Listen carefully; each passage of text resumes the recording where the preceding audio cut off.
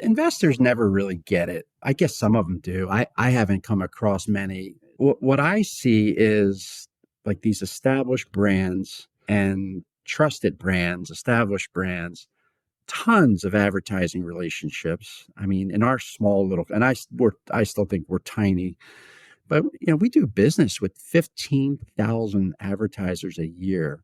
And to me, like that's impressive. I mean, and over the years, in my own company, as well as for other companies, I've tinkered with establishing new brands and saying, oh yeah, this will work, brand new, right? No debt. And we start from scratch and that's hard. Like that's a hard path to go down. So I have a lot of admiration for these brands. I think our business in Vermont is the oldest operating business in Vermont. If we do the right things with our audience and with the news that we provide, and we're going to be around for a long time. Like we're not going anywhere, right? So that's the attraction that I have with it.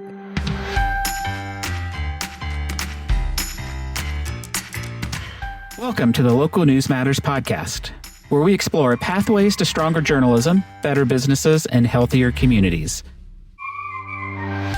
I'm Tim Regan-Porter, CEO of the Colorado Press Association. This episode, I talk with Jim O'Rourke, CEO and founder of O'Rourke Media Group. We discuss his company's rapid growth and unconventional approach to building a digital-first media enterprise that still values print publications.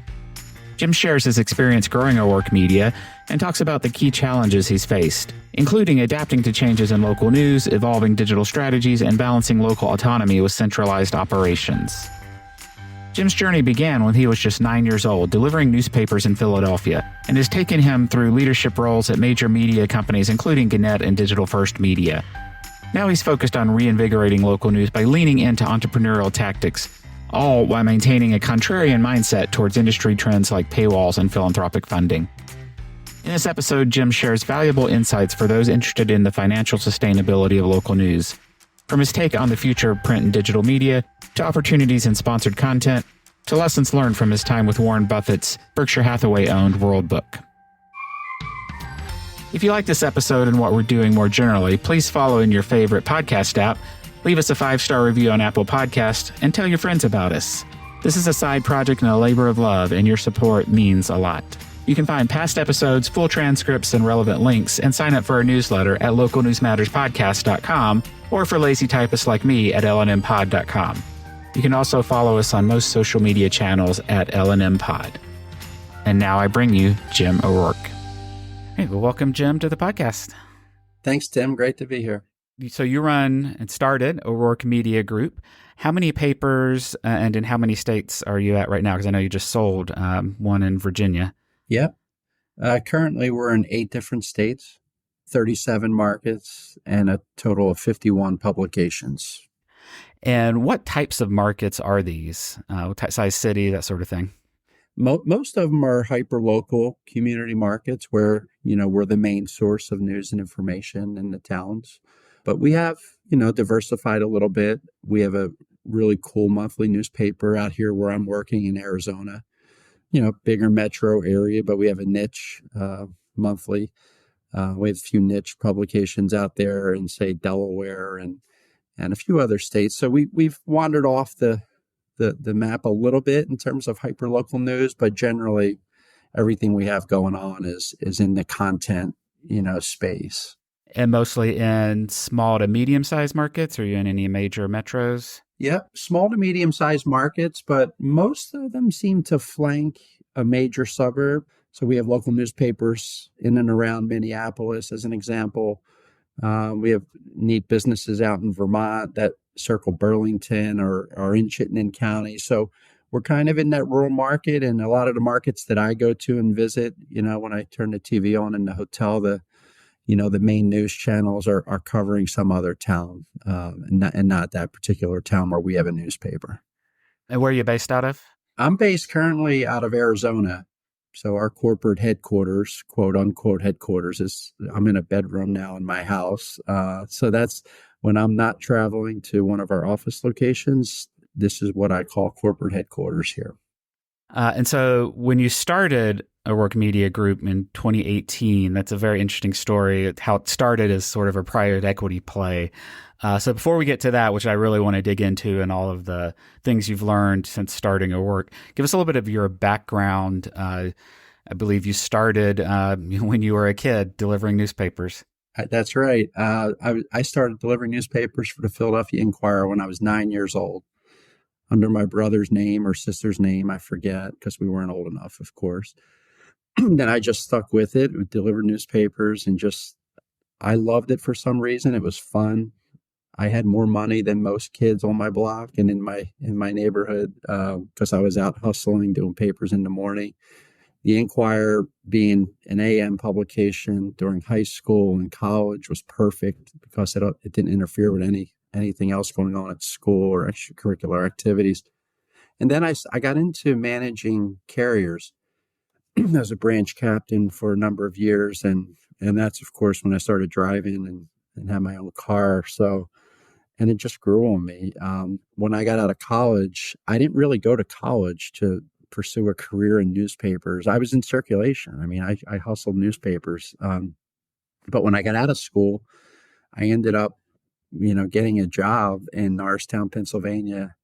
After trying a bunch of other things and whatever, I answered this job ad, and Journal Register Company, the original one, had just bought this newspaper in Norristown.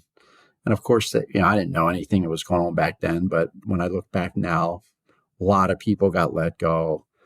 All the companies got sold. All the cars got sold off. The place was in total disarray. And here I come in, all happy to have a job as a DM, making $385 a week. And that I haven't looked back from that point of it. I've been in it ever since. That was 1994. So that's kind of how I got started on this journey. And then you worked your way up, became publisher. What was sort of the major steps in your career before founding Work Media? Yep, district manager, home delivery manager, circ director, and then I was fortunate to get an opportunity to cut into the publisher ranks when I worked for Gatehouse Media. And that's where I got my first chance working for Kirk Davis. In the original company in New England before Gatehouse, I went to work for Kirk as the VP of circulation. A few metro size, a few big size dailies and a bunch of weeklies.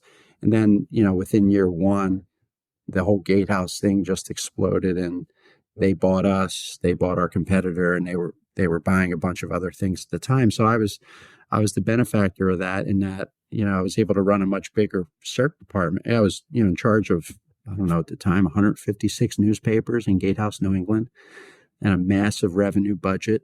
And during that time, I was able to shift into becoming a publisher for one of the companies that we bought in Taunton, Massachusetts. And that's what I wanted all along. I wanted to get to the publisher level, and I wanted to run my own show. And I wanted to, quite honestly, get my hands on sales. And on the circulation side of the house at that time, we were constantly cutting costs to offset declining revenues in advertising. And that used to piss me off. And so as soon as I got that publisher opportunity, I was able to do with an ad sales team, what I was critiquing all these years. And then I've been in it since then, in just bigger publisher jobs, bigger president roles. And when I left Gatehouse in 2012, I went to be the president and publisher for Digital First Media News Group in Michigan. And we had about 30 newspapers, and that was a fantastic business. Some major dailies and dozens of weeklies. I had a lot of fun in that job. There was a lot of change. It was when the Digital First, the Journal Register, was working through a bankruptcy. So I had to manage through all that, and being in that Detroit area during a bankruptcy with union negotiations and lots of change, all great learning. And like always, just hunkered down, figured out how to build a great team. And we had a lot of success there in Michigan. And, things change. And I moved on from that role, and I went to run World Book Encyclopedias for Berkshire Hathaway, and based out of Chicago. So I had a lot of fun with that. It was to be honest with you, it was a much easier job than working in newspapers. It really wasn't an old encyclopedia company anymore. The business had totally pivoted already to digital and selling online, licenses and products to schools and libraries across the country. But it was a great experience stepping outside of the newspaper business and just learning a whole different business. And I didn't know how to act at first because when you went home on Friday, the emails and calls and everything just stopped.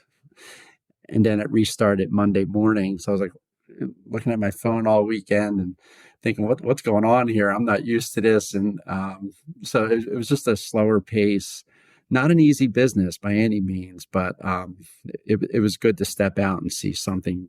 It kind of validated how hard it is that what we do in managing in the media business.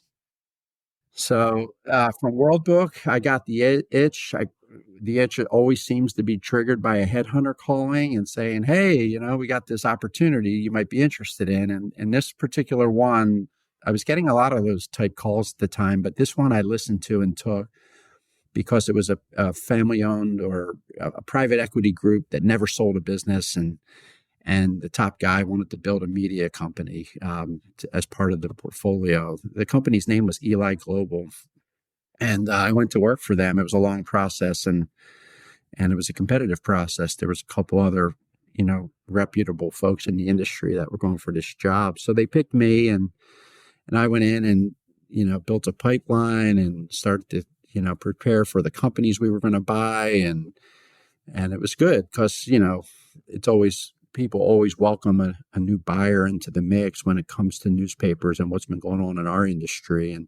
But 4 months in, and that started to go sideways for nothing that I was doing, but something that the company was involved with at the time. And so that ended up, after 4 months, I ended up getting fired. And it was kind of shocking because I was doing everything they asked me to do. And I thought they were excited about it. I was actually at their corporate office buttoning down the financing for the first company we were going to buy. And I got fired on the way home at the airport. so, so I was pretty distraught. I was down and out for about a day. I had a handful of IPAs on the plane ride home. I was never out of work. So, it was kind of a new thing to navigate for me. And then, I just sat outside the next day and figured it out. At first, I had my whole plan. So when I went to work for Eli Global, I had to prepare like a whole business plan and strategy on what we were going to do. So I was kind of ready to go. And I figured, you know what, I'll just go find another private equity partner. And I'm in Chicago. So I did a bunch of cold calls. I had a bunch of meetings. I generated a bunch of excitement. But at the end of the day, I couldn't get anybody to pull the trigger because of print media. Because, analysts and these smart analysts at these PE firms Google print media, and it's not hard to get a lay of the land for what has happened over the past 20 plus years with print. So, when it comes to making shrewd investments, which these firms do, this was a showstopper. I couldn't get any commitment.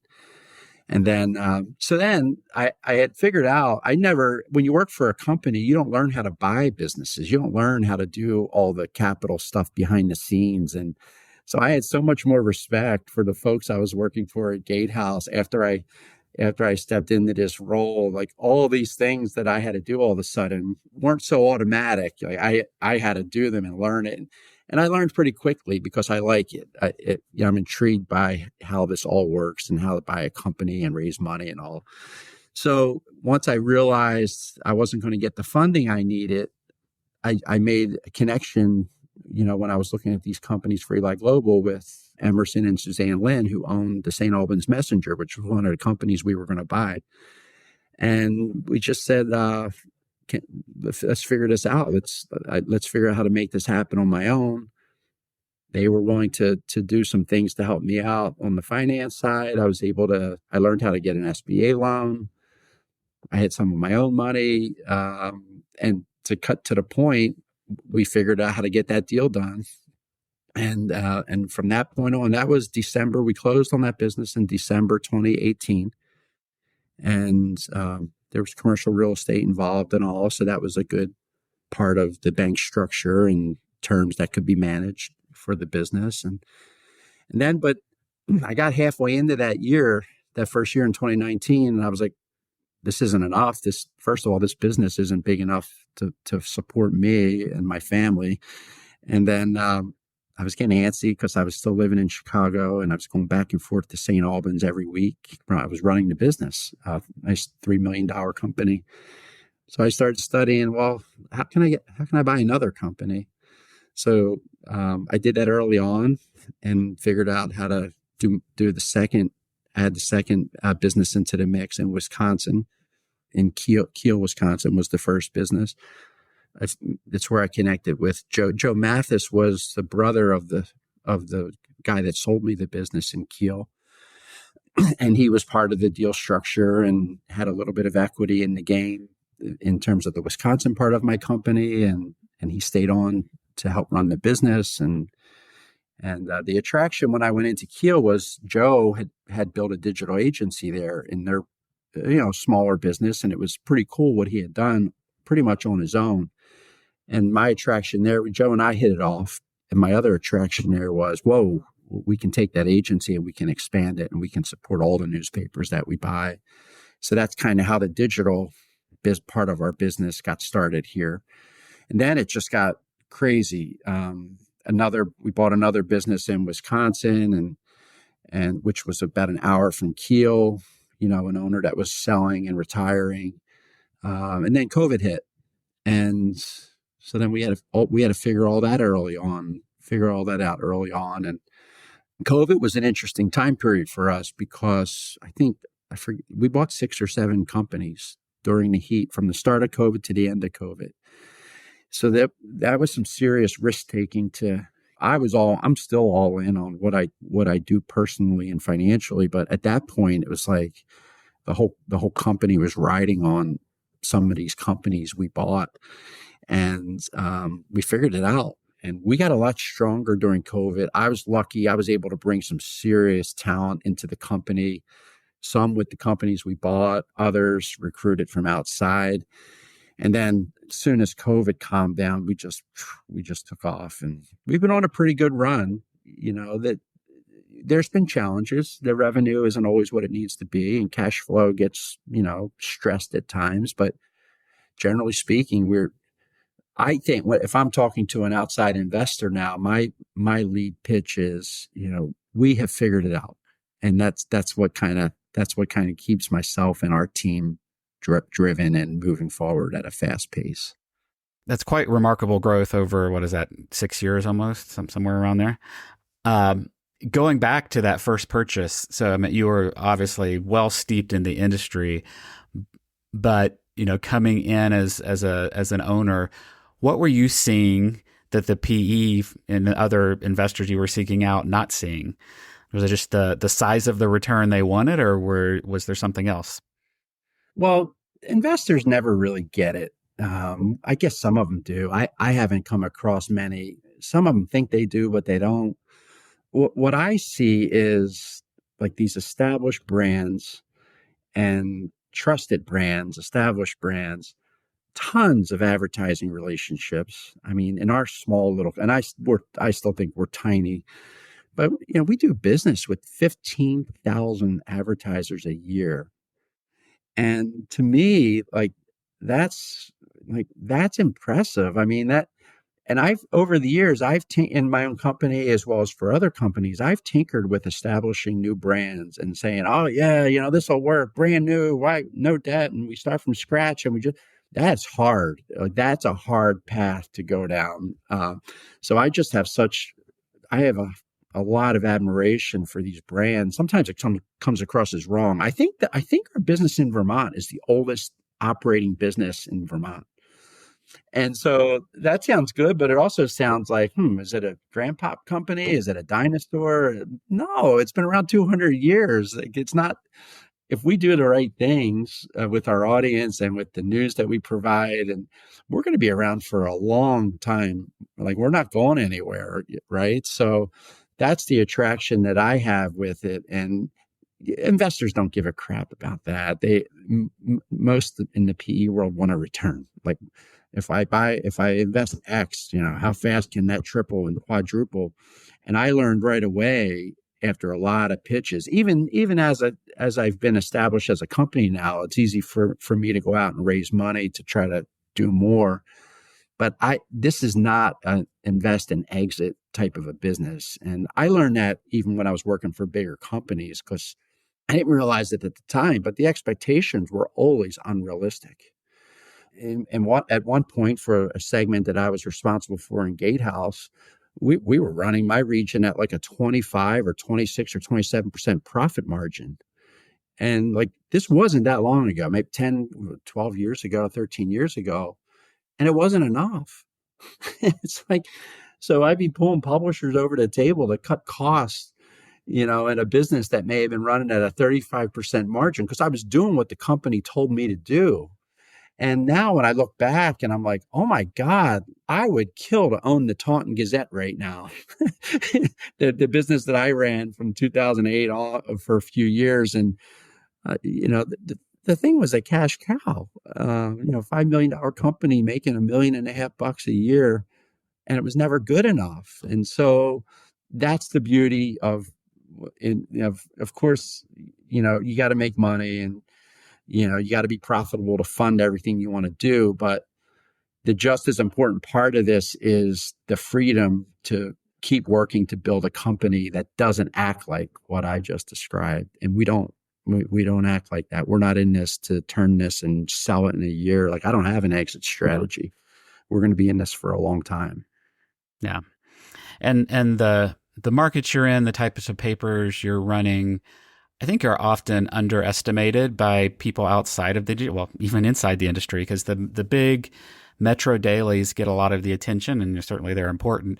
But I've seen the financials of some of these smaller mid-sized city papers, and a lot of times, in the chain, those smaller papers might be producing the bulk of the profits, while the metro dailies have really high top line revenue numbers. The P&L often in these smaller papers, it can be really, really healthy. And I think people don't understand just how, because of those advertising relationships you're talking about, how central they are to the community, and how they can really be very viable businesses, for some time. Yeah. And, Tim, I would have, and I might come across as a little cocky with this, but I really believe that should be the case in all of the media markets. And I don't know, it's like companies that the financials, when you look at public traded companies, most of the financials aren't that exciting to follow. I don't get excited when I see a company tooting its horn about digital's at an inflection point, 50% of our revenue, but profits down 25%. And I'm a numbers guy, and I don't get how all that math works. At the end of the day, it doesn't work is the problem. So, and I just think it's a result of a lot of like forced and bad decisions. And I don't think this is any more, I don't want to make, this is not easy what we're doing, but to me, like, and how I look at OMG, sales runs my company. So this is a podcast about local news matters, right? But sales has to run my company to pay for everything that we want to do with content, with technology, with managing data at a higher level as we progress and figuring out AI and everything we want to do as a business. Sales has to fuel that, because that's my belief. As a business, we're for profit, and I'm not out seeking donations. I'm not on the philanthropic route. I'm not, like, we have to fund what we want to do, including the debt structure that I've used to build the company. But the sales company could be great, but if my products aren't doing what needs to be done in each of these communities, it doesn't work either. So I say sales runs the company, but at the end of the day, a reporter and an editor, those resources and that talent is just as important as the sales side of the house. And that's, I think, balancing those two And like, that's the name of the game here. And I don't think it shouldn't be much more complex than it was 30 years ago. It should be more exciting, because when we produce great content, we can get it out to to a lot more channels. Like, I'm a big student in this and following, what people are doing that's working. And so if you have the sales engine and you can create the resources you need, like, we're focused right now on getting our newsletter game on. We are going to build a kick-ass newsletter part of our company in our local markets. And I know it's going to work. So, but it's not going to work though if I don't get the news teams the resources they need to do it really well, and the salespeople, the training, and the focus to monetize that audience. So it all has to come together like that for this to work. And again, not easy. The people parts of this on both sides have to be right, and that is not easy. It's easier to talk about than to do. Absolutely. And you referenced, looking at some of the public companies' reports and, bad decisions. And I think some of this is armchair quarterbacking, but some of it I've seen very much firsthand. Some of those bad decisions relate to a tension I imagine you deal with regularly, and that's the tension between local and centralized resources. And I think some of the bad decisions that some of those public companies have made is, they've decimated their local product by getting rid of local people and focusing on shared coverage where maybe there wasn't a lot that the audience shared. And the same with the sales team. They've tried to centralize all of that and lost their local connections. And just from afar and seeing how you bought some papers in Colorado, I think it was just last year. And so I've seen a little bit of how you've interacted there, and then just following you on LinkedIn. I have a feeling from what I've seen and read that you value the local aspect very much, and just talk about how you think through that. Certainly chains and private equity are kind of the boogeymen of the industry right now. So yeah, what do you bring to it from as a benefit, and what's there locally that you try to preserve? Yeah. And we have been very intentional with this. I have been from the day one, and let's just use Colorado as an example. Really, the only one that's not local in that business in Salida, the other markets within our Colorado group, and then Pagosa Springs, the only one not local is me. And I don't have a problem saying that. I don't have a problem telling employees that. I don't have a problem telling customers that, or if I'm an event in one of those markets, that's my business strategy. Now, when I'm there, like, do I want to stay there? Yeah. I don't want to leave. I want to make that my own. I want to be there 100% of my time and just focus on Colorado. And that would be fun. And I feel that in every single market when I go into it. The reporters, the editor, the salespeople, they're local. Sales management, most of it is local. Anybody that's customer facing or in front of, like, covering the community, 95% of that work is local people in those local areas that we serve. We're smart about what we do on the back end. And this I learned along the way, just because it was the best way to scale. I mean, if outsourcing makes sense and you can save money that can get pumped back into sales and news, fine. I'm all about it. The cheapest way to get it done. But what I have found is to move the work to where you have people.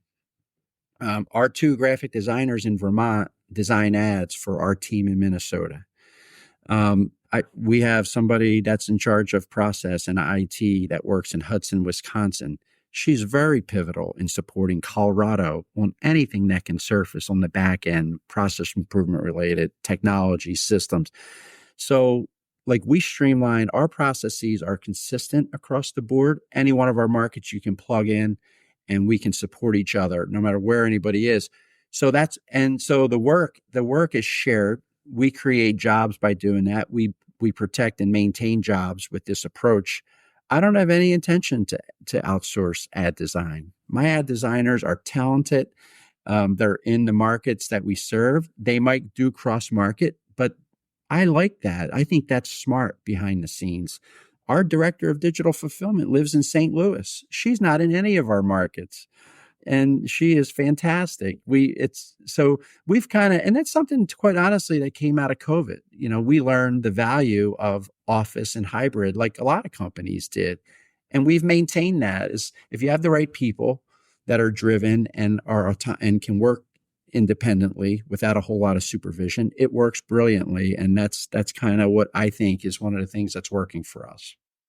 Yeah, and one of the things I read where you were talking about what you look for when you buy these publications, you want that brand to have been well managed and maintain those assets, those local connections, those business relationships, that reader relationship. Can you talk a little bit about that?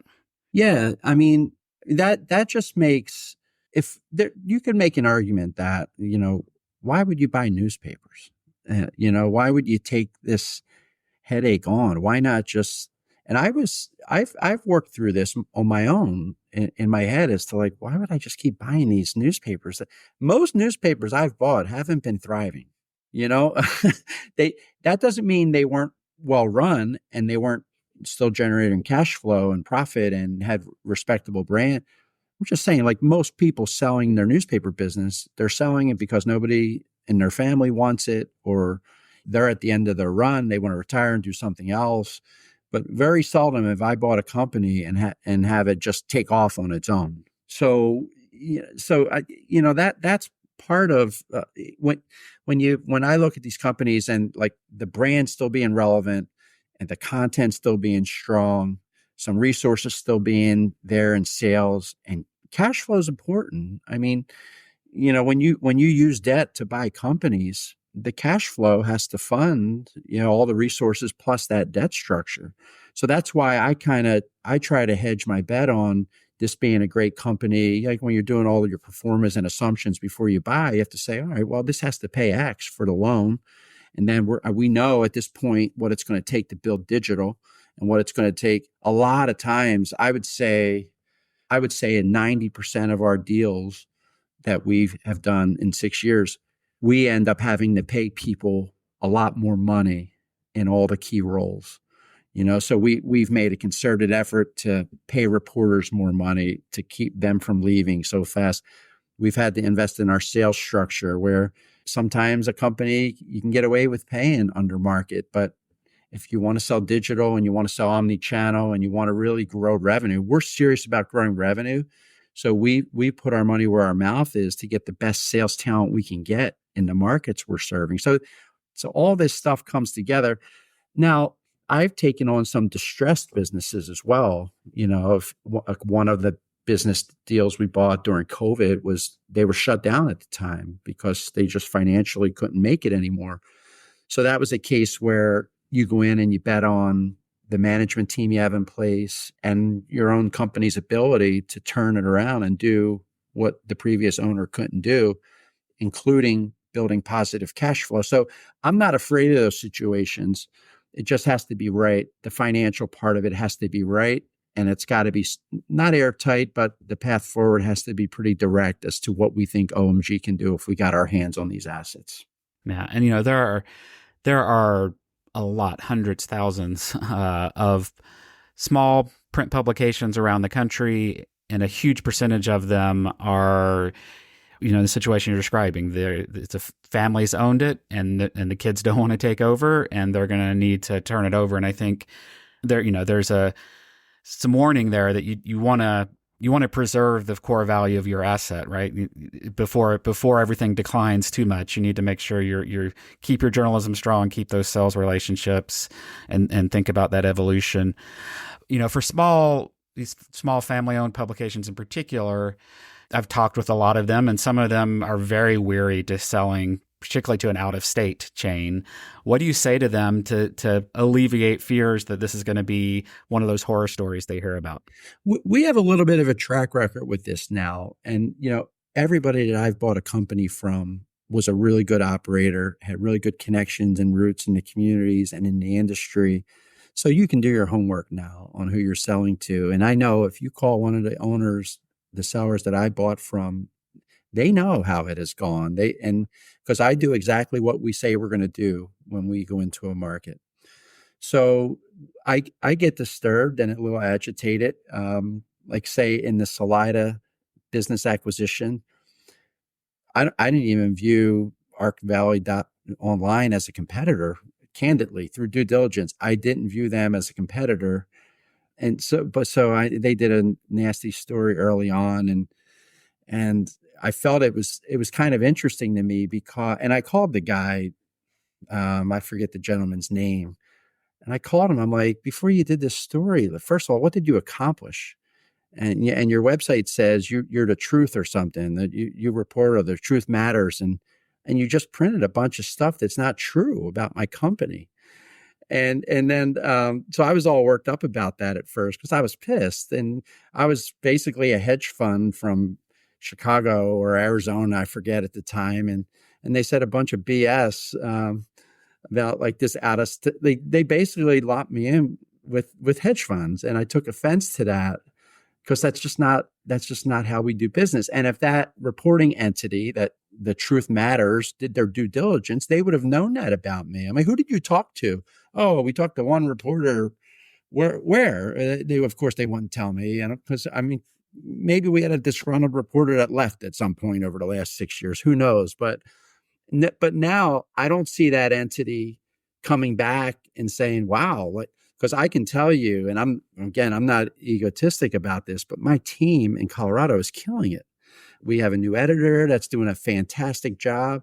We got 2 awesome reporters in Salida. We got a great editor and reporter team at the Chaffey County Times, the Herald Democrat in Leadville these newspapers are doing a fantastic job week in and week out covering these communities in Colorado. And then in Pagosa Springs, it's like, holy crap, find me a better weekly newspaper in Colorado, or I don't know every newspaper in the state or the country, but I don't know if we could do a better job in Pagosa. I mean, that newspaper is outstanding.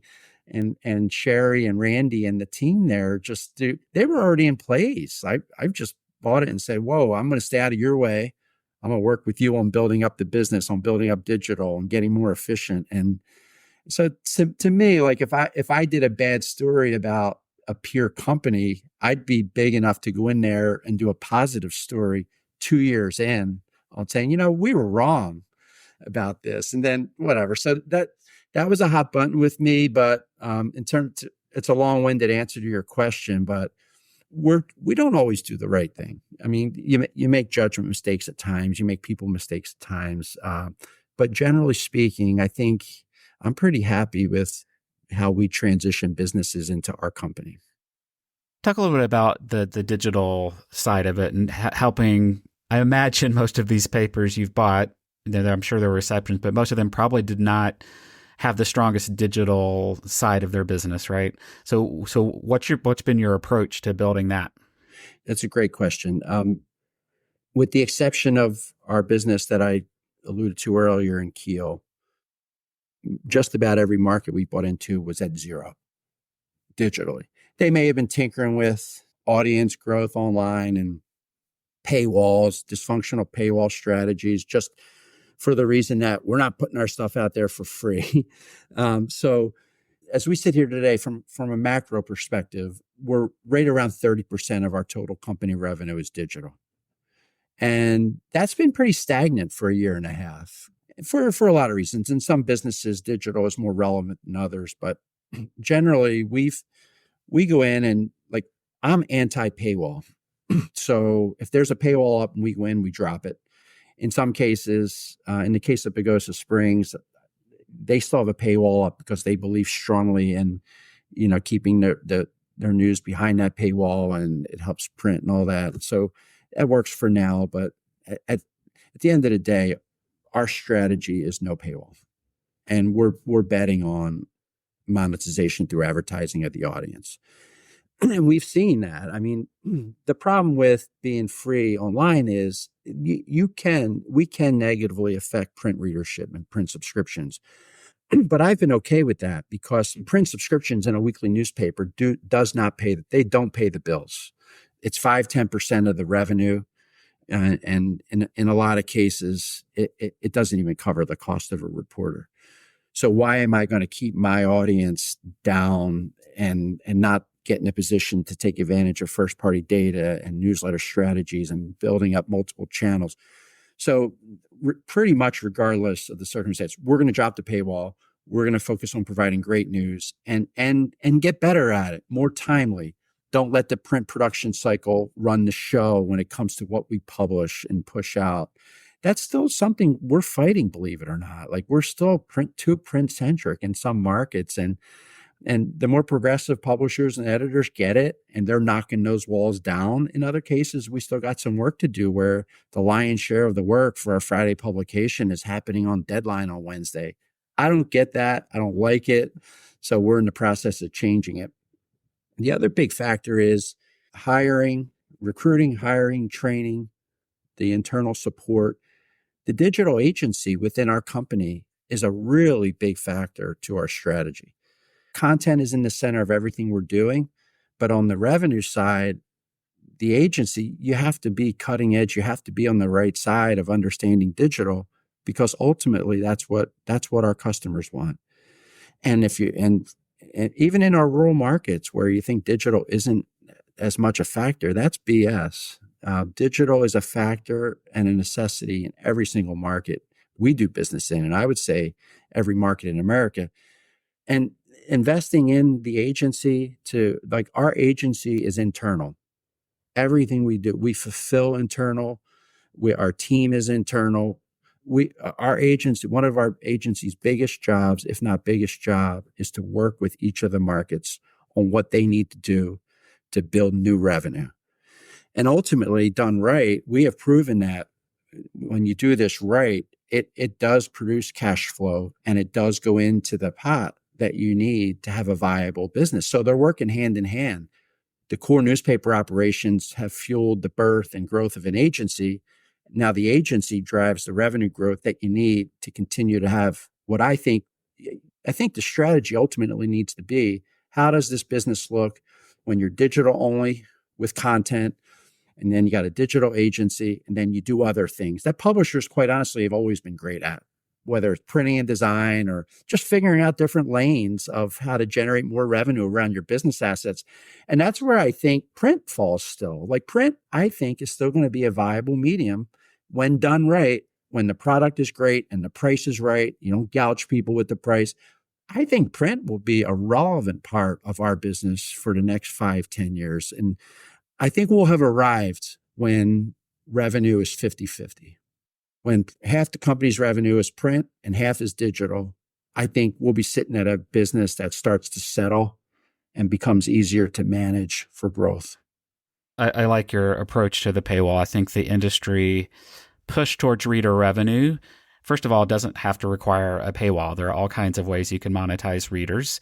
And the way we've talked about it, it's like we're giving up on advertising, which I think is a big mistake. On your digital agency side, I assume you're not making that 30% by just selling CPM banner ads, right?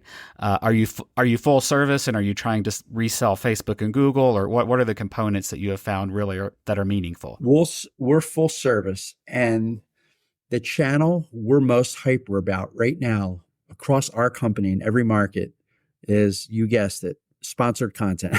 so content. All right. So it's a little bit different than a journalist in a town meeting or covering a local business story, but sponsored, I think we've done a fantastic job in the sponsored content space. And because we know it works, we have validated it. We've gone in spurts of focus on it, like anything. But right now, it's this is the number one thing we do as an agency. We are going to be the best people at sponsored content in every market we're in, because that fuels into local web ads. And oh yeah, guess what? The sponsored content story goes in print. It goes in newsletters. It goes on the customer's website, the customer's Facebook. I mean, there are just so many viral connections to doing sponsored content really well. And our news teams have been great. Chad, our VP of news, he spearheads like how that work gets done. He's not saying, oh, it's church and state, our newsroom don't. He is totally a partner in this with us. We have editors and reporters that help also. And when they do so, they get a spiff. We try to pay them extra because it's additional to their core reporting duties. But, ultimately, this will lead to a whole network of freelancers that specialize in sponsored content type stuff. And guess what else? When you delve into the analytics, the sponsored content stuff we do, it's some of the most read news on our websites. So people love it. People love their high interest stories, and businesses are willing to pay for it. And yes, to answer your question, we're full service. We resell Google, we resell Facebook, we resell TikTok, we design websites, targeted email, video.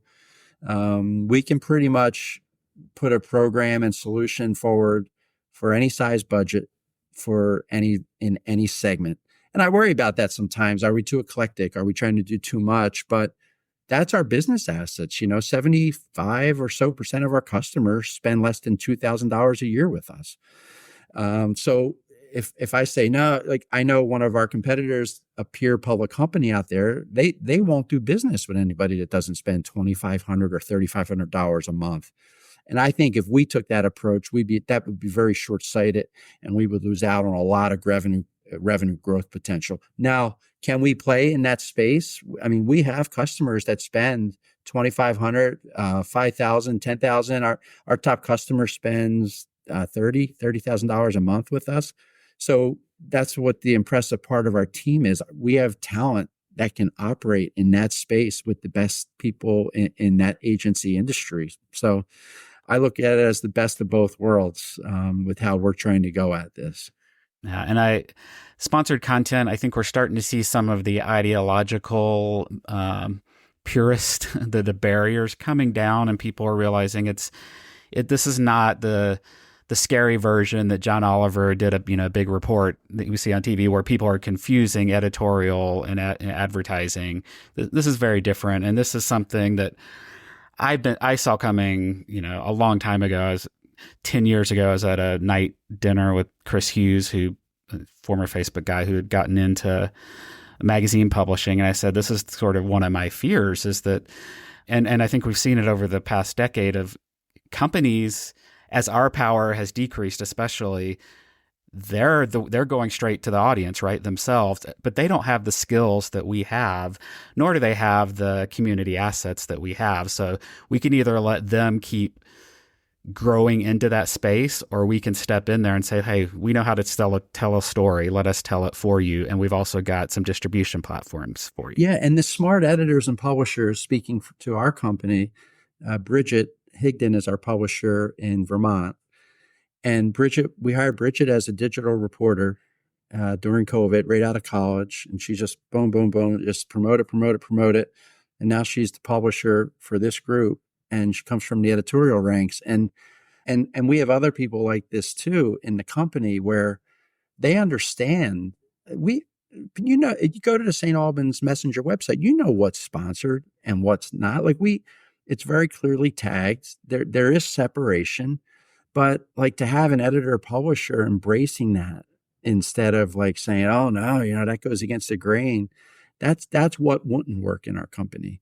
And you can go to most of our publishers. Leota, a newer publisher at the Las Vegas Optic. Her job is to generate revenue, but she has a journalism background, so she understands the value of, wow, if this sponsored content can be X a year because customers really have an interest in this in our market, we should go after it. We should make it part of our operating DNA here. And that's one of the things I like most about our company. I feel like every pocket of what we've built here has people like this going at it that are embracing our strategy and really ramped up about what we're trying to build in the local news space here. As long as you've got the right guardrails and the right antenna up, as long as we live in a capitalist society and we're taking money, there's going to be conflicts of interest. If the government gives you money, if an advertiser gives you money, if a reader gives you money.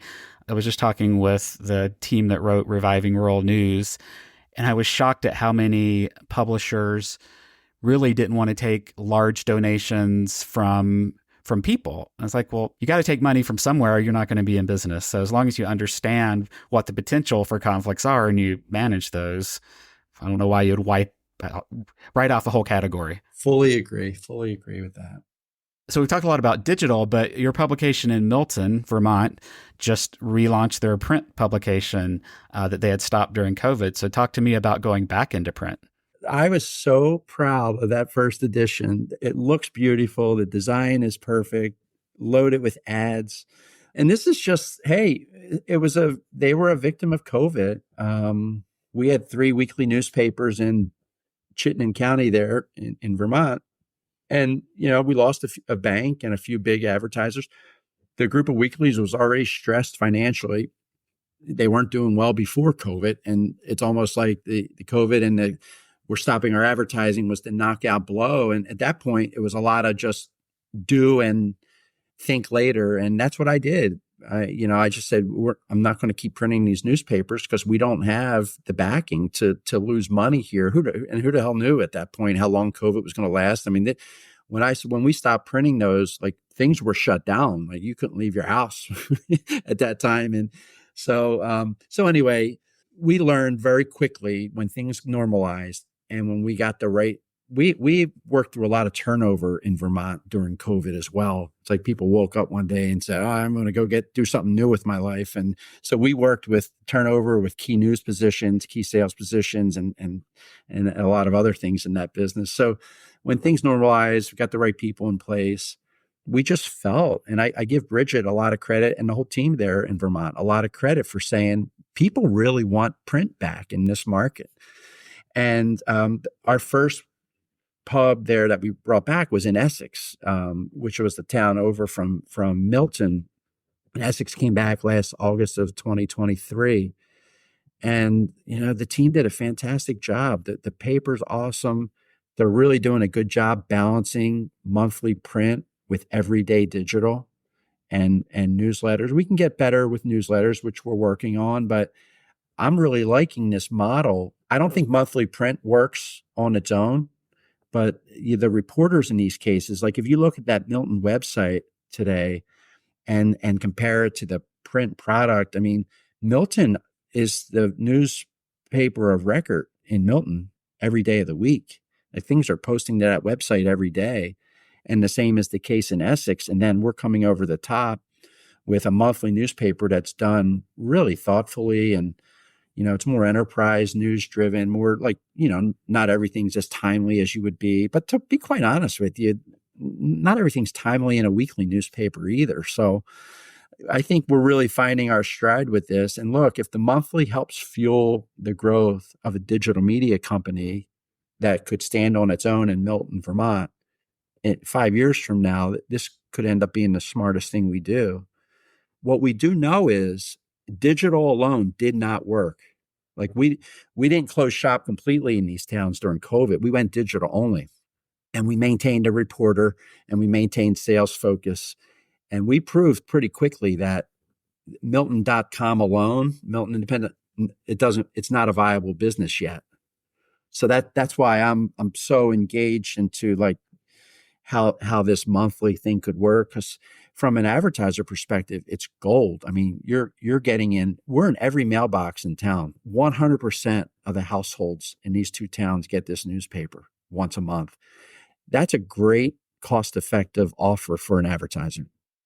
Yeah, and as you said earlier, I think print has a lot longer shelf life than some people give it. Partly because consumers want it, and partly because it's a key differentiator, and advertisers appreciate it as well. My biggest concern with print are the printing presses, and do you know how challenging that is? You've got some, and in Colorado, we lost 2 big presses in the past year or so. So how are you managing the press side of the business? I have to be candid. When I didn't love being in the printing business. Most of the companies I bought were already outsourced. After I got my arms around Vermont, I couldn't wait to get outsourced. So I need to spend my time on building revenue, on building the team, getting the right people. You always have to have an inroads of talent coming into the company, and then you got to keep people happy. Like, I want to put all my time in that, continuing to grow. I want us to be in 100 markets, as fast as we can, but as intelligently as we can over the next few years from where we're at today. When you're in the printing business, it can pull you into a lot of things that don't align to what I just outlined. And so I have to be honest, when I went into Colorado, I didn't know anything about it other than the previous owner was frustrated with it, and he kind of just kept it going because he knew he was selling. And but I got in there and I met the people. I saw how strong the relationships were with our commercial print customers. I mean, I don't know the exact years, but Salida has been printing some of our commercial print customers for decades. And I don't take that lightly. That's a big responsibility. To me, that's almost a bigger responsibility, is making sure people get paid every other week. So, so there's kind of a vested interest in figuring this out. And so I hunkered down and I changed gears quickly from wanting to outsource printing in Salida to investing in it. And I kind of silently, I didn't tell anybody this, and I probably shouldn't be saying this here, but I started treating that printing operation like it was the digital agency, and it just needed some investment. It needed some people. It needed some resource. We can't get mail insert people into the mailroom. Well, you haven't been paying them enough. So we've had to reset the wages at a much higher rate. All this stuff I didn't plan for. I was just going to come in there and get out of printing and build digital, because digital is at ground zero in this business. But I have flipped the script big time on this one. And we've been able to bring in some really good talent. The lead pressman, and he's the best press guy I've ever worked with in an internal setup. The downside is that he's older and he wants to retire at some point soon. And so that's the risk. That's the threat.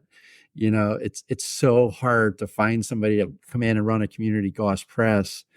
And then all the other factors, moving into Salida now is a nightmare. You're going to spend $500,000 on a basic house with not a whole lot of land and not a lot of room. And so it's hard to solve this problem.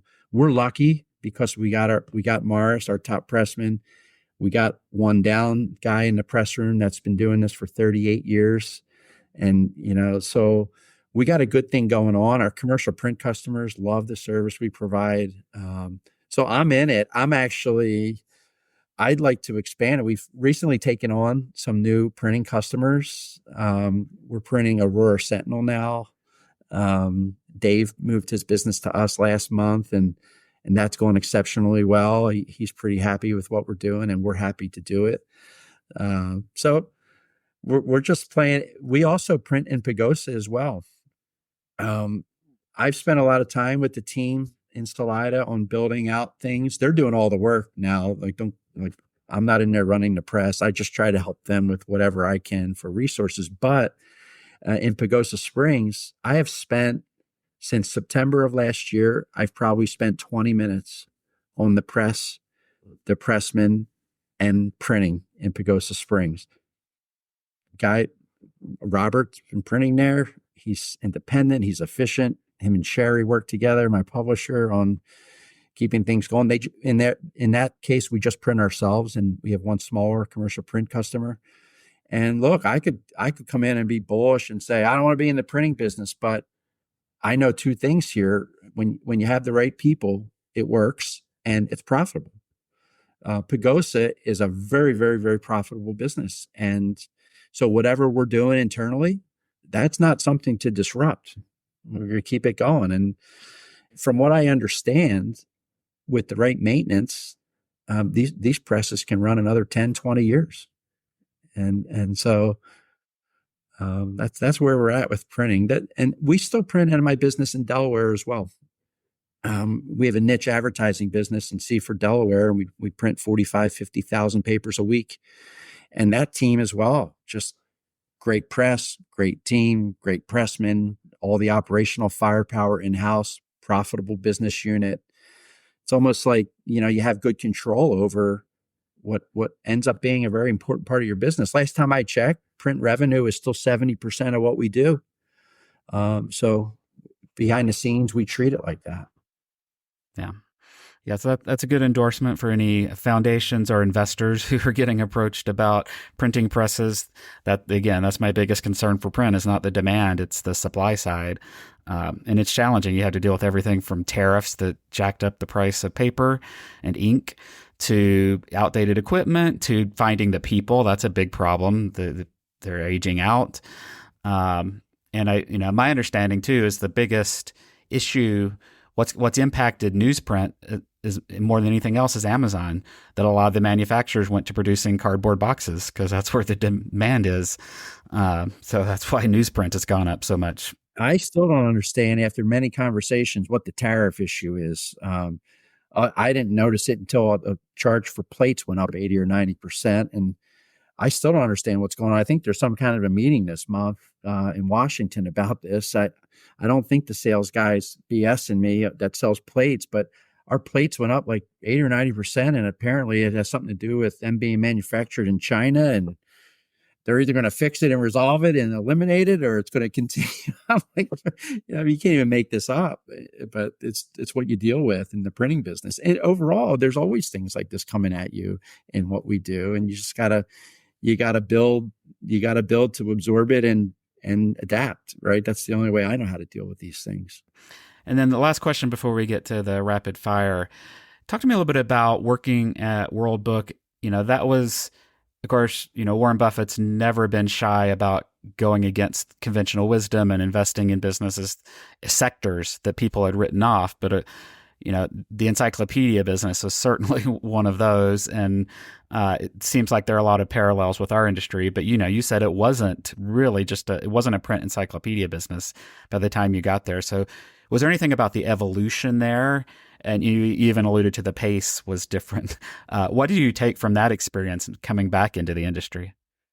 I learned a lot about running a business at World Book, because one of the things I admired about Berkshire Hathaway and the subsidiary, we were owned by a subsidiary under, so my boss ran a portfolio under Warren Buffett. So I worked for a CEO who worked for Warren Buffett.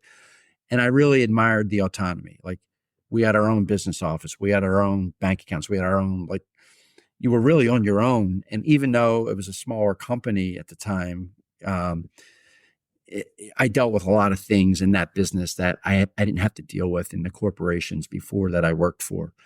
And so I gained a lot of insight. I gained a lot of learning about people and how to manage things more autonomously. Once my boss trusted me there, I talked to him once every 3-6 months, or I think he even went 9 months at one time. And I like that because I never needed my boss to kick my ass to do my job. It's actually the reason why I left most jobs, because so-and-so was acting. I didn't like how the person above me was acting. So once I built that trust, I learned that, this is why Berkshire is such a great company, because how Warren Buffett treats each of his businesses rolls down. That's how my boss acted. And if you're doing your job and you're hitting your numbers and you're growing, just leave him the hell alone. So I felt like I owned my own business. And that was a really great feeling for me, because again, I don't like being micromanaged. I don't ever want to be in a world where my boss is breathing down my neck again, because I never needed that to do a good job. And a lot of people don't. So from a business perspective, it was really the same. It's just a matter of identifying who your customer was and who your audience was for the products. Most of our stuff was being, done online. So it was a matter of knowing our audience, what's engaging kids, what's engaging librarians. And so there was a lot of similarities. And I could have ended up staying there for a really long time, but, life just spun me back into this. All right. So rapid fire questions, and the questions are quick, but your answers don't have to be. So compared to a year ago, are you more or less optimistic about the future of local news? I would always answer this, no matter what time period you put in there, as way more optimistic this year than last year. But I've been saying that now, Tim, for 20 years. So I just love it. I love the adrenaline rush of figuring it out. You always want more money in the business bank accounts to ease the pressure a little bit. So, but I never thought there's not been a more invigorating time to be in this right now. You gotta feel that, or I don't think you can stay motivated and in the game to figure it out if you don't feel that way. Does AI fill you with more hope or dread when it comes to journalism? I think hope. I think AI is going to unlock a lot, and I think it's going to change fast. I think AI is going to get so sophisticated and it's going to just do so much more. But I've kind of been in a back seat on this one, watching and learning and trying to figure out where to steer the company as it relates to AI. I don't, it's not too embedded. It's not hardly embedded in our newsrooms right now. I'm sure certain editors are tinkering with it and, using it where it makes sense, but we're finding that still requires editing and checks for accuracy as well. Like I spend time in AI and I research things, and some stuff comes out perfect and other stuff comes out like, what? Are you kidding me? Like, what if we just ran that? So I think it's going to come down to figuring out how to leverage AI as a tool. And I think those that do that will be just fine. We have great success with AI on the business side. We're using it to write copy on websites. We're using it for certain things to market ourselves. Our controller was working on letters to help collect money last month, and he sent me 3 perfect letters to send to different levels of people late. And I'm like, wow, this is perfect, man. How'd you get this done so fast? And AI, chat GPT. So from that regard, like, it's just going to change a lot with how we do. But ultimately, I think it's just going to be another great tool. I don't know how to run from it. I don't believe, I think I heard somewhere at one of the conferences that, this is more of a reason to put your content behind a paywall. So chat GPT and these other Gemini can't grab it and do good luck with that. I'm not a technology expert when it comes to that stuff, but I don't see how that's going to stop the AI movement from, protecting our content. Do you have a favorite piece of advice that you've been given or you like to give? Would you accept more than one answer here? Sure. Some advice that sticks in me a lot is it's just when it comes to business results and pressure. And I try to roll this down as much as I can. It's not life and death. So to me, I've always been able to balance pressure, no matter if I was working for a maniac boss or just my own drive to have better numbers than maybe we had in a particular period. I don't think there's any greater pressure than I worked through it with my mom. She died young, and when you're in a hospital room and the doctor comes in and gives you 6 months to live, that's like no pressure I ever deal with will outdo that. So that's what always keeps it in perspective for me. And pressure breaks people. It stresses people out, and when you drive hard for results, you're always going to have to balance how you administer pressure, because unfortunately everybody just doesn't do what they're supposed to do without being pressured. But man, if we could just keep that perspective, that I haven't come across many business issues that weren't fixable.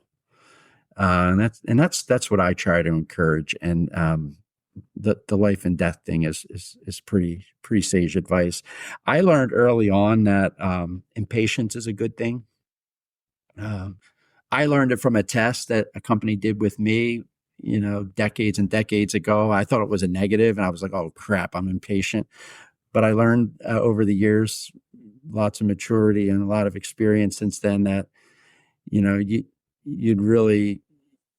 go a long way to get impatient people into your company, because impatient people are never satisfied. They always want more. They always want to keep going. And I've learned to really harness that. I'm as impatient as you get. And I try to have people around me that are impatient as well.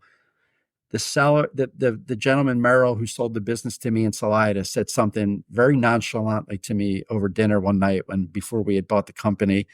And he said, those who serve the best profit the most.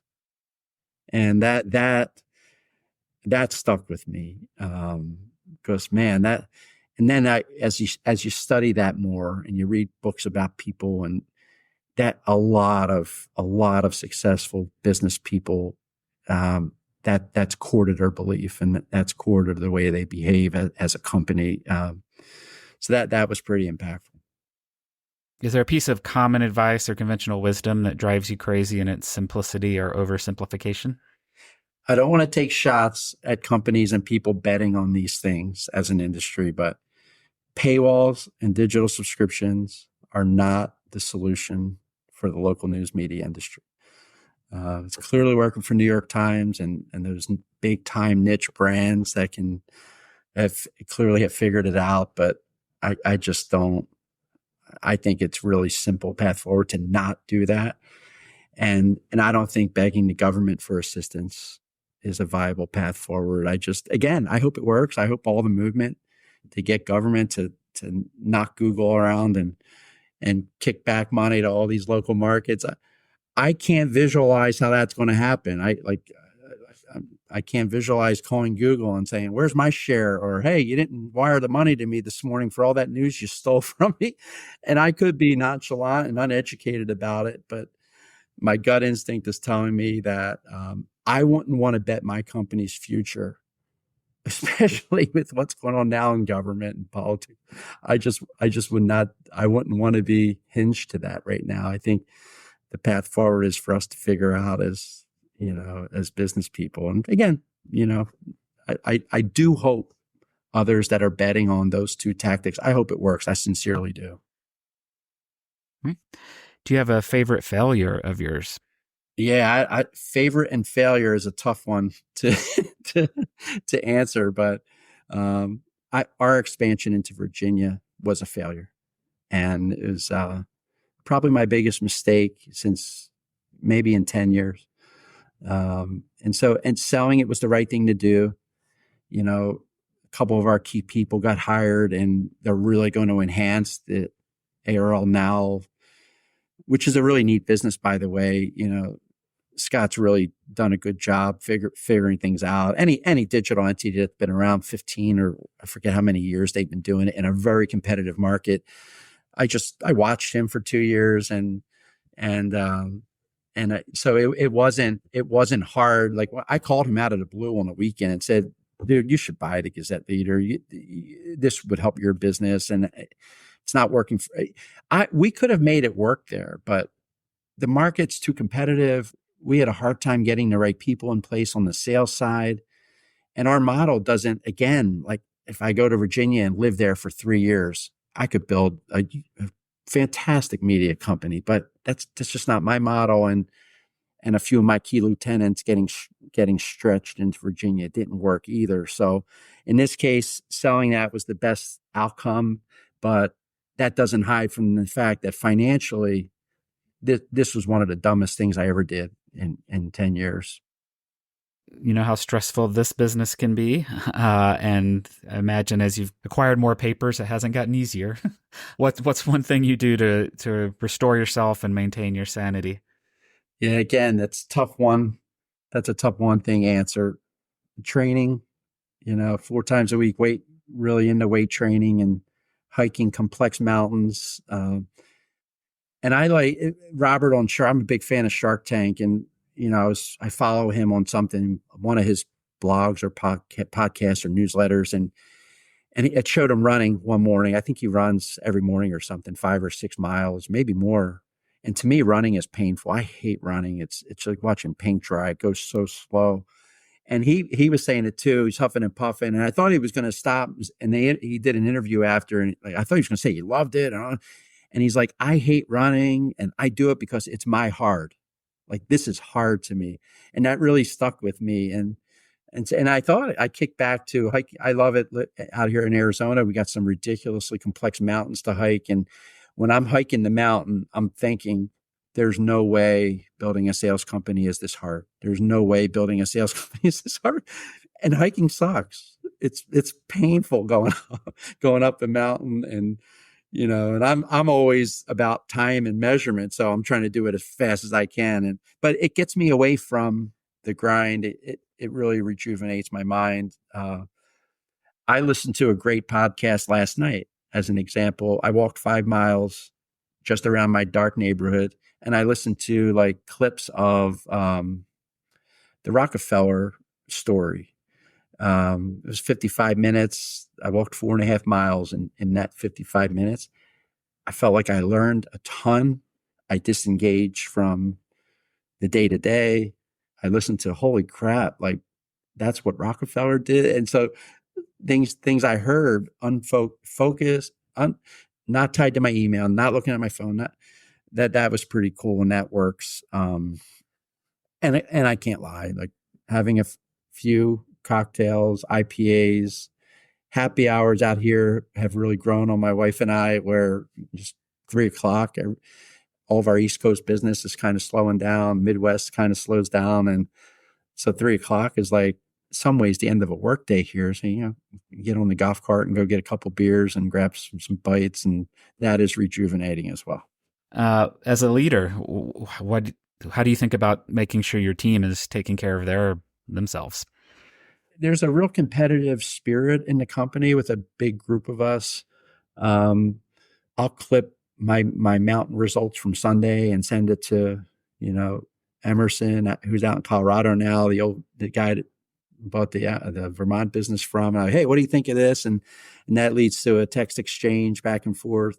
I know Caleb, our COO, has been into like a magnificent, body and transformation and training and things like that. And it's just fun. It's fun sharing things and not just having it be all about business. I think there's a lot of trusted friendships and things that are constantly on the bill, when you're running a company and working closely together. I try my hardest I know I pressure too hard sometimes for results, but I also try to make sure people know at the end of the day that when times are tough, we're gonna hunker down and figure it out and work together on it. And I try very intentionally not to behave the hedge fund and the private equity world I was in, where I was one of the ones always firing people when results weren't what they were supposed to be. And I was always looking over my back, on any given month. You're one bad quarter away from getting fired, I thought, for many, many, many years. And I try to really make sure people don't feel that. That doesn't mean you don't have to drive change and make tough cuts, because you unfortunately you do. But generally speaking, like we've had a really good retention rate as a company, and that's a really big win behind the scenes when you do what we do. Do you have any favorite time-saving hacks? A time-saving hack that I wish I could instill in most, I do it myself, but trying to clear your inbox at the end of every day, trying to sort your emails into folders. You've just got to be kidding me in this day and age. So I have 28,000 emails in my business email right now. And when I pull my personal Gmail in, it's let me see, this is a funny 88,000 emails. And I don't give a crap about sorting my emails. When I get something, I deal with it, or I have a way to code it and go back to it. Everything else is just going to go. And every couple of years, I'll go in and delete everything and not miss a beat. So I work with people that sort everything. Like, oh, it's from Jim. It's going in this folder. No, it's not me. I don't want any part of it. I don't want to figure it out.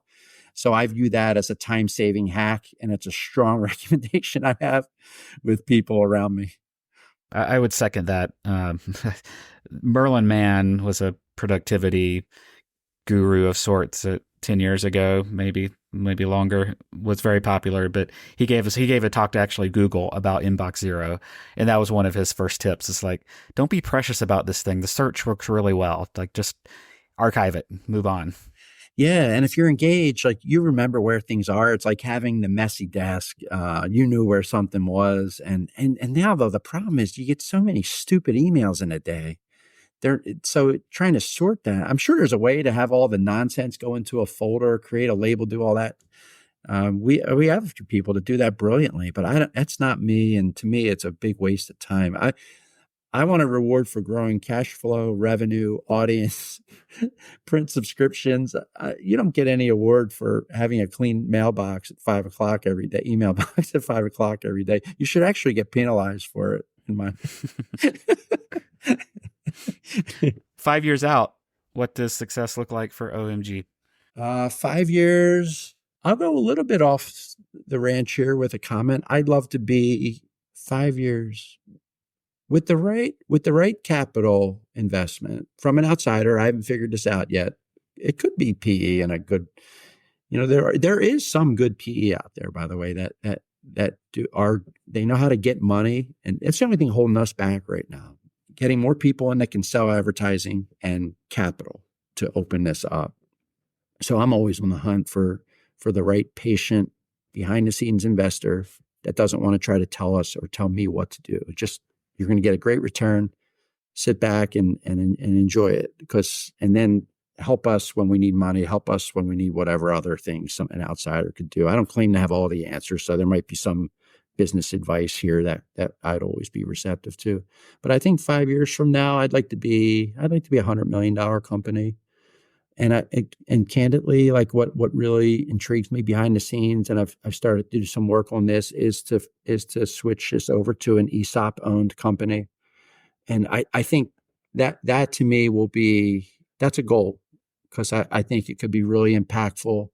I think how we run the culture within our company it really drives a sense of engagement that if we keep having success and we're able to grow the business, I would like nothing more than for people making that happen to be rewarded in ways that they wouldn't be on the regular course they're on financially. And so that can work. It's got to be the right finance partner. It's got to be the right timing. It's there. All the stars have to align to make that worth it. But from my understanding of it and my studying of it and working with, I've have some folks I'm working with on this right now. I have a pretty good feel for it could be a good path forward, largely because I want to keep the company going. I don't want to build it up and sell it. So I think the ESOP has all the checkbox type things that could make this really, really interesting moving forward. The opportunity is going to be there to continue to grow and add markets. So there's no doubt about that. And if you haven't looked into it, our governor in Colorado is a big fan of ESOP, so they've got some pretty strong incentives here. There's huge incentives in Colorado to encourage ESOPs. And the firm that I was working with in New York on this so far mentioned that to me the last time we met. They're like, because, we bought a few businesses out there, and they're like, whoa, they knew, they were all over that. And it's really good incentives for a business to expand in that space. And I love Colorado. I think there's a lot of expansion opportunity for what we do in Colorado. In some markets, it could be starting new or going into a market that's not being served the right way now. I'll keep that quiet, but I have a real specific town in place where I know what we do could work with the right investment. And I think there's a lot of family owners that are going to look to exit over the next 3, 5, 10 years. And I think it's a great state. I like it because it's close to me here. So I love Arizona, Colorado, New Mexico these days. And so hopefully we'll get a chance to figure that out. And the final two questions are recommendations. So in terms of local activities and places, what would you recommend there?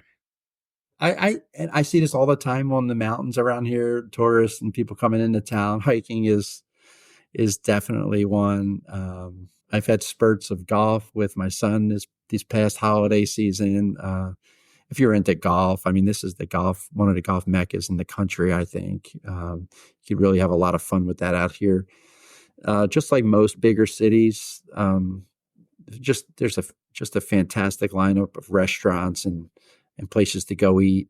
The whole outdoor thing out here is just, this time of the year especially, it's just awesome with the weather, and it's sunny every day out here. So any activities I push have to include the outdoors, especially moving from Philly, Vermont, Minnesota, or Michigan, Chicago. We're in heaven out here. It's 89 degrees now, and it just feels spectacular outside. And then final question, 3 to 5 pieces of media, and these can be entertainment or news related, books, podcasts, movies, whatever. I think TikTok's brilliant. I don't worry about China tracking me when I'm on TikTok. I think it's entertainment, but I also find that following the right news feeds on TikTok, as long as you have a filter for fake stuff. But I mean, if you like David Muir updates from World News Tonight, you get it in 30-second clips on TikTok at 10 o'clock at night, and it's the most relevant stuff going on. I love it. If I'm home and not traveling, Good Morning America is a fixture in my routine. 7 a.m., probably just to 7:15, 7:20, enough for a cup of coffee and just to think clearly in the morning, outdoors. I love to agree to disagree with George Stephanopoulos and the spin put on certain things. But generally, like, Good Morning America is a good news source to keep in tune to everything going on in the world. So I really have a lot of respect for the reporting they do, and they make it intriguing. I mean, I literally can't wait to watch that every single day.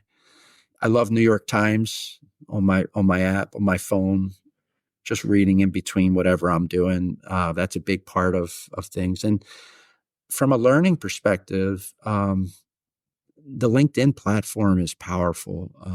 It's probably where I do most of my learning today. Just yesterday, like whatever the Rockefeller podcast I mentioned, I think it's called Founders Podcast or something. Some guy, transcribes books, and I love that because I don't have time to read books. I love Bill Gates and all those guys when they recommend all these books to read. I don't have time to read 300 or 400 page books every day and every week, and so when somebody gives me a 55-minute description of a huge book where I can learn some stuff, I love that.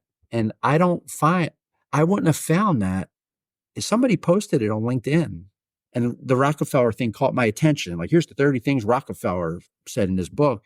And then I came across this Founders thing. I'm like, oh shit. And then there's dozens and dozens and dozens of podcasts on here. I can't wait to listen to the one about Sam Zell tonight when I walk. So again, the root of the positive there is LinkedIn and the way people share information on there in a learning kind of a way. I love it. So that probably that's probably it. There's a lot of other stuff, but your podcast, EMP, Burrell, I stay in tune to all that stuff. I love following what peer companies are doing. So when people go and tell their story, that's a great way of learning for me. I don't agree with it all. I don't even agree with all the entities I just listed. Some things I was like, what? Are you kidding me? Like, what? You really? But most of the time it's intriguing and it's a learning experience. And again, it's something that you can do when you're walking or driving or maximizing time is probably what it's all about these days with everything going on. Well, thank you for your time, Jim. This has been great. Yeah, thank you, Tim. Thanks for having me. Thank you for listening to the Local News Matters podcast. Never miss an episode by subscribing in your favorite podcast player and sign up for our newsletter at lnmpod.com. And thanks to our production partners at Pirate Audio. Pirate Audio believes every community deserves great things to listen to, and they're on a mission to help local newsrooms reach their communities via audio. If you're interested in starting a podcast or need production support for an existing one, let me know and I'll be happy to connect you. If you have guest recommendations, others doing interesting and innovative work in local news, let me know through the contact form at the website lnmpod.com.